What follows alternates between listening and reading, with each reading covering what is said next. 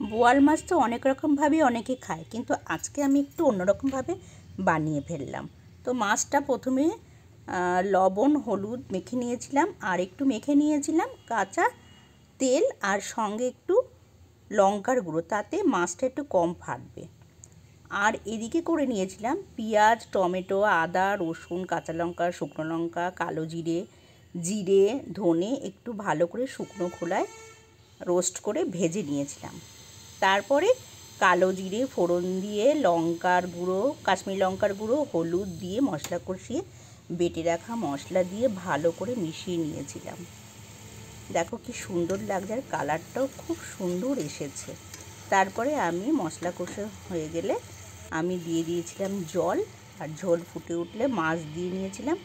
দেখো কি সুন্দর লাগছে দেখতে। আমাদের বাপের বাড়িতে এরকম রসুন দিয়ে বোয়াল মাছ খাওয়ার খুব চল আছে, কিন্তু শ্বশুরবাড়িতে আবার রসুন খুব একটা চলে না, ওরা কালো জিরে ধনে পাতাটা বেশি পছন্দ করে। তো তোমার কেমন লাগলো অবশ্যই জানি।